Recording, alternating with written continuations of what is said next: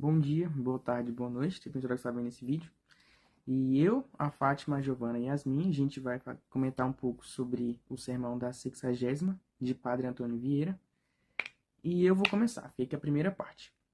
Logo de cara ele começa com a frase em latim Semen est verbum Dei, que significa, traduzida, a palavra de Deus é a semente. E beleza. Aí ele continua. Ec esit quid seminat seminare. Saiu o pregador evangélico a semear. Nesse parágrafo a gente pode notar uma grande característica do conceptismo, que é o plantio de uma ideia e depois a recolha, né? Ele planta uma ideia e depois explica. E ele fala que existem dois tipos de semeadores. Aquele semeador que sai para semear e aquele que semeia sem sair. Aquele que sai para semear é aquele que vai semear em outras nações, como missionários. Aqueles que semeiam sem sair são aqueles que se contentam em semear em seu próprio povo. Beleza. E aí ele continua. Nec revertebanter cam ambularent.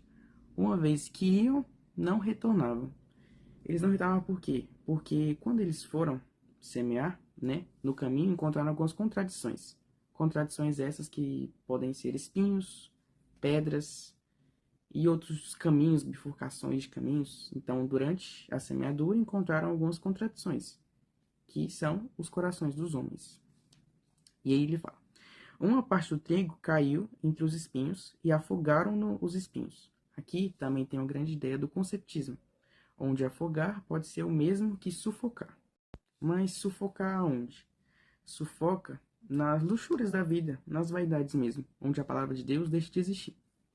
E ele continua dizendo: outra parte caiu sobre as pedras, e secou nas pedras por falta de umidade.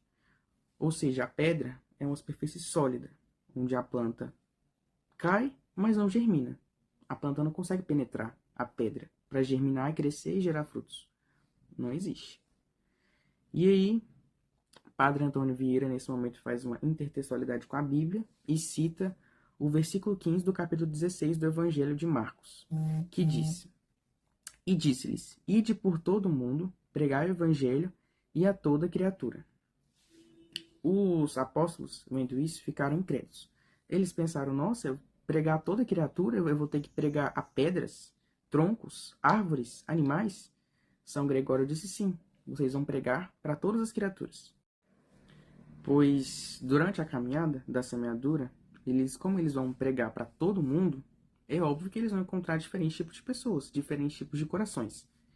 Eles vão encontrar homens, homens pedra, homens árvore, homens tronco, que representa os diferentes níveis de ignorância perante a palavra de Deus. Aqueles obstinados, aqueles que já se afogaram ou não na luxúria. E ele continua: quando foram semear, muitos trigos não germinaram, por conta justamente do tipo de corações das pessoas. Dessa forma, a gente chega no exórdio do sermão, ou seja, o tema principal do sermão, que diz: se a palavra de Deus é tão forte, por que vemos tão poucos frutos dela? E essa questão pode ser respondida pela culpa ou do pregador, que no caso é o sermonista, que está pregando a palavra, né? Ou do homem ou de Deus. Logo, ele descarta a ideia de Deus, pois Deus é perfeito, então a culpa não vai ser dele. Então, e ele segue dizendo: para que um homem conheça a si mesmo, é necessário olhos, luz e espelho, onde a luz vai ser Deus, os olhos vai ser a pessoa, a própria pessoa, e o espelho vai ser o próprio sermão. E segue dizendo: não adianta luz nem espelho se o homem é cego. Ou seja, não adianta Deus, não adianta ter Deus, nem o sermão, se o homem não quer acreditar, se o homem é cego, é obstinado.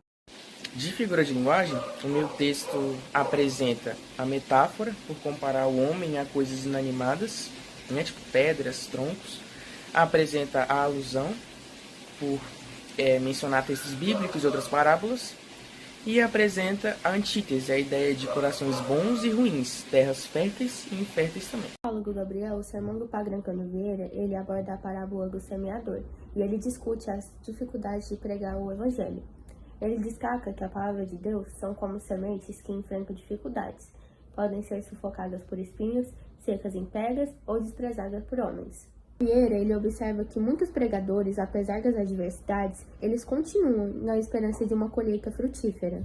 E ele questiona por qual razão, mesmo a palavra de Deus sendo poderosa, ela gera poucos frutos hoje em dia. O sermão é um convite à reflexão sobre a receptividade, a mensagem divina e a importância de continuar semeando e confiando que, mesmo com as dificuldades, a colheita será abundante. Agora, sobre a minha página, o sermão do Padre Antônio Vieira, ele discute por que a palavra de Deus parece não gerar frutos nos ouvintes contemporâneos. Ele também critica os ouvintes de entendimentos agudos, que buscam sutilezas e críticas, e os ouvintes de vontades endurecidas, que são ainda mais difíceis de alcançar. O Vieira, ele argumenta que a culpa pela falta de frutos na pregação recai aos pregadores, que muitas das vezes falham em viver o que pregam. Ele também explora várias dimensões do pregador, sua vida, a ciência, o estilo, o conteúdo, ressaltando que a pregação deve ser clara e natural. Essa palavra motiva a reflexão sobre como cada um recebe a palavra de Deus e a importância de sermos um solo fértil, preparados para acolher e dar frutos. Agora tem uma parte em latim que fala semen esse verbum Dei, que quer dizer a semente é a palavra de Deus. E um texto bíblico motivador, eu não sei dizer muito bem, porque eu não sou muito religiosa, mas é Mateus 13, capítulo 3 a 8. Um semeador saiu a semear. Ao semear, uma parte caiu à beira do caminho, outra parte caiu em solo rochoso, outra parte caiu entre espinhos e outra parte caiu em boa terra. Uma das figuras de linguagens mais notáveis foi a metáfora, por ele comparar o semeador com o pregador. Ele também usa alusão, que é algumas referências de figuras bíblicas, como Moisés e o Jonas. Ele também usa a antítese, que é o contraste claro da eficácia do pregador e a ineficácia dele. Oi gente, tudo bem? Meu nome é Giovana e eu vou abordar aqui com vocês sobre a análise sobre o sermão da Sexagésima. Lembrando que o sermão, ele era usado no século XVI para abordar uma pregação na qual eles tiravam versículos da Bíblia e fazia todo um sermão. Retomando, no sermão da Sexagésima, todos os nomes do sermão eram usados como datas importantes para o catolicismo, como, por exemplo, a Sexagésima, que era 60 dias antes da Páscoa. Com base a isso, a gente vai falar sobre o desenvolvimento do sermão. Lembrando que o sermão ele não era falado de uma maneira direta. O Padre Vieira, aqui no sermão da Sexagésima, ele não vai se comunicar de uma maneira direta. Ele vai usar o uso do contismo e do conceptismo e de figuras de linguagem para ele comprovar sua teoria e argumentá-la. E é o que a gente vai ver agora.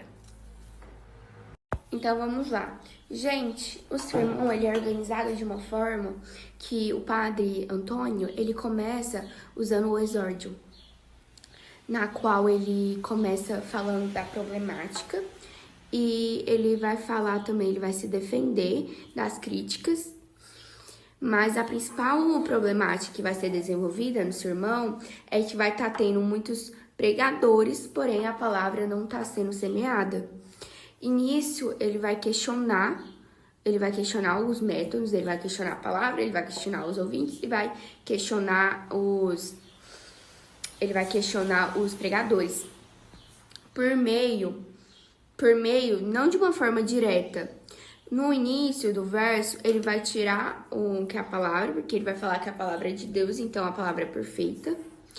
E ele vai tirar o ouvinte, porque se não tá semeando, é porque não tá entendendo, algo está errado. Então ele vai culpar o pregador de uma forma não direta.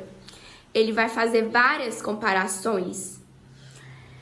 E nisso, ele vai falar que também o sermão ele não está sendo organizado de uma forma correta, de bom entendimento, porque está tendo muito uso do cultismo e muito uso do conceptismo, porque os padres estão querendo ser muito inteligentes Porém, a palavra principal, que é a palavra de Deus, não está sendo abordada.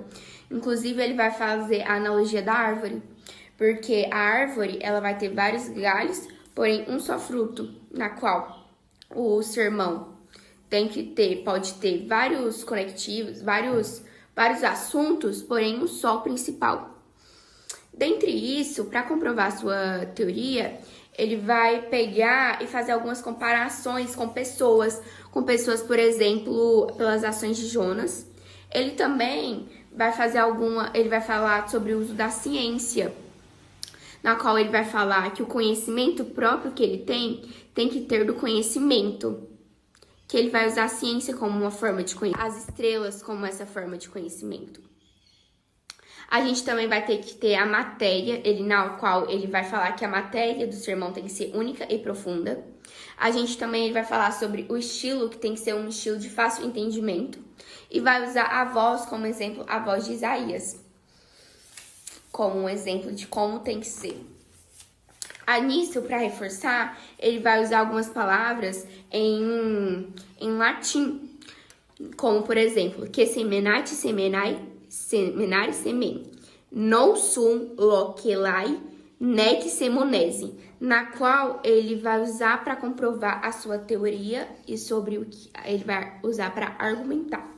Diante de tudo isso, na sua argumentação, ele vai usar várias figuras de linguagem, como, por exemplo, a comparação, na qual ele vai jogar como a pregação deve ser, como semente, na qual ele faz uma comparação.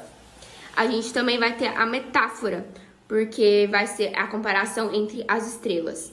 A gente também vai ter o uso da ironia, porque ele vai ignorar a pregação, falando que a pregação tem que ser simples e clara. E a gente também vai ter a antítese no trecho estrelas distintas e claros, mas altíssimas. É a crítica da oposição. E é isso. E ele vai concluir falando que a palavra tem que ser clara, porém, com isso, quem não entendia vai entender, mas quem já entendia vai entender, porém não vai compreender, porque no final, o sermão não é sobre agradar o leitor, e sim sobre fazê-lo refletir. Oi, meu nome é Fátima Vitória, e eu vim falar sobre a última parte do sermão da 60ª e sobre o autor, o padre Antônio Vieira. No primeiro parágrafo, a gente nota que o Vieira faz uma crítica aos falsos pregadores, que enxergam a pregação cristã como um espetáculo para fazer as pessoas se divertirem ao invés de rever as suas atitudes.